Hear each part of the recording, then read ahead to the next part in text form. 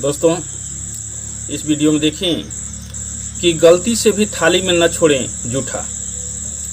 ज्योतिष के अनुसार सही नहीं जूठन छोड़ना।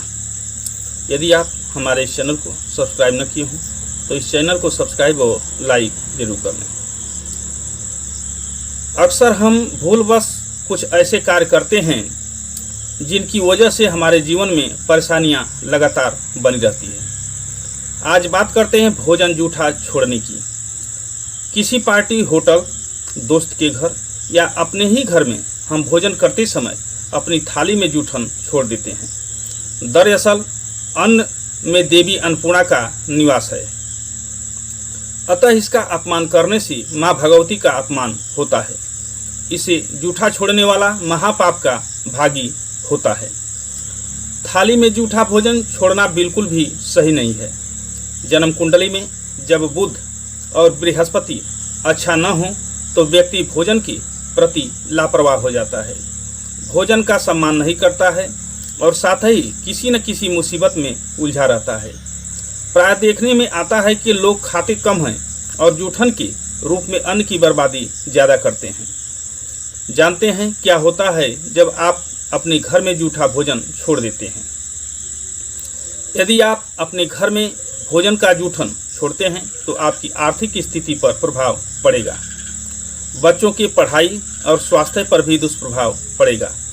साथ ही साथ आपके घर में कलह का वातावरण बना रहेगा, मानसिक उलझन बनी रहेगी। इससे बचने के लिए आप भोजन करते समय अपने थाली में से अग्रासन निकालें, अर्थात अपने थाली में से कुछ भोजन गाय या कुत्ता या पंछियों के लिए निकालें। इससे आपको लाभ होगा। खाना खाने के बाद बर्तनों को जूठा छोड़ने के कारण आपको समस्याओं का शिकार होना पड़ सकता है।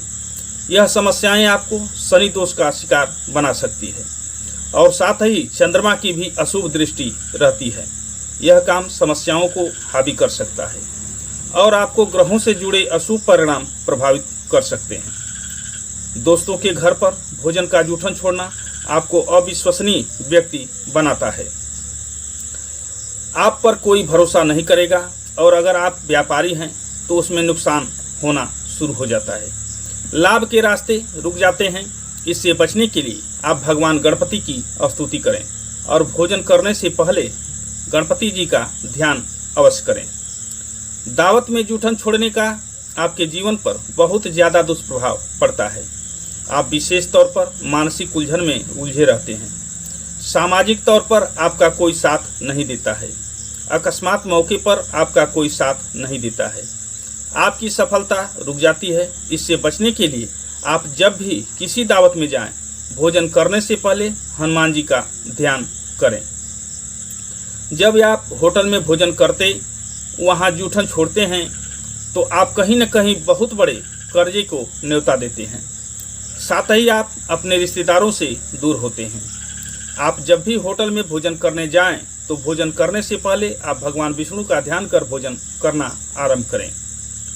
यात्रा के दौरान भोजन छोड़ना या फेंकना खतरनाक दुष्प्रभाव देता है। आप किसी भी मकसद के लिए यात्रा पर निकलते हैं तो मकसद सफल नहीं होता है तथा आपकी स्वास्थ्य पर दुष्प्रभाव देता है।